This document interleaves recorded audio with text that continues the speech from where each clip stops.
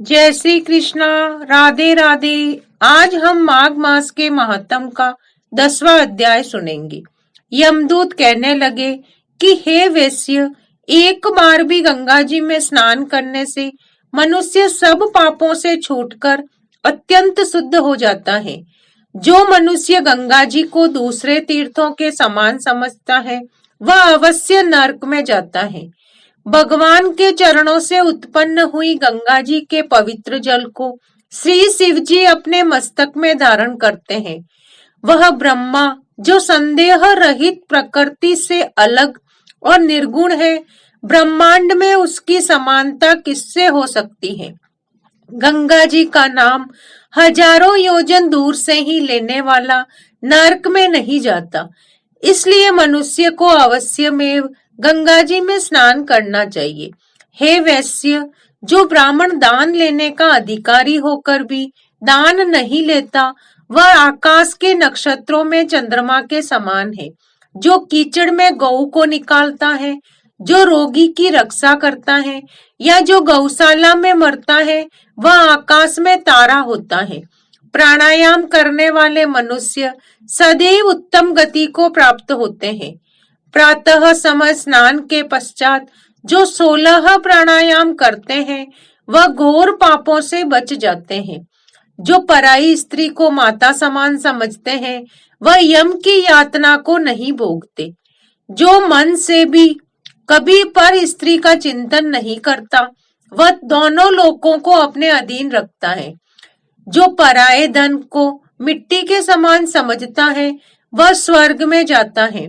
जिसने क्रोध को जीत लिया मानो उसने स्वर्ग को जीत लिया है। जो माता पिता की सेवा देवता तुल्य करता है वह यमद्वार नहीं देखता, और जो गुरु की सेवा करते हैं वह ब्रह्मलोक को प्राप्त होते हैं।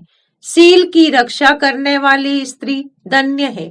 सील भंग करने वाली स्त्री यमलोक जाती है।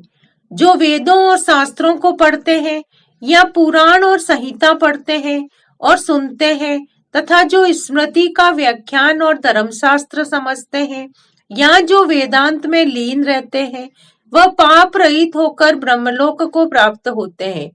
जो अज्ञानियों को वेद शास्त्र का ज्ञान देते हैं वे देवताओं से भी पूजित होते हैं। यमदूत ने कहा कि वैश्य श्रेष्ठ यमराज ने हमको वही आज्ञा दे रखी है कि तुम किसी वैष्णव को मेरे पास मत लाओ।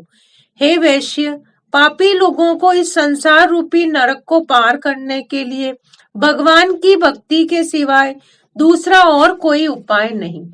भगवान की भक्ति न करने वाले मनुष्य को चांडाल के समान समझना चाहिए। भगवान के भक्त अपने माता पिता दोनों के कुलों को तार देते हैं और उनको नरक में नहीं जाने देते। और जो मनुष्य वैष्णव का भोजन करते हैं वे भी भगवान की कृपा से श्रेष्ठ गति को प्राप्त होते हैं। बुद्धिमान को सदैव वैष्णव का अन्न खाना चाहिए। इससे बुद्धि पवित्र होकर मनुष्य पाप नहीं करता।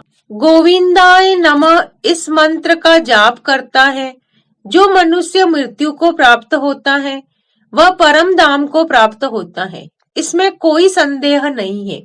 जो ओम नमः भगवते वासुदेवाय नमो नारायण इस 12 अक्षर मंत्र या ओम अष्टाक्षर मंत्र का जाप करता है उसके ब्रह्म इत्यादि बड़े पाप नष्ट हो जाते हैं।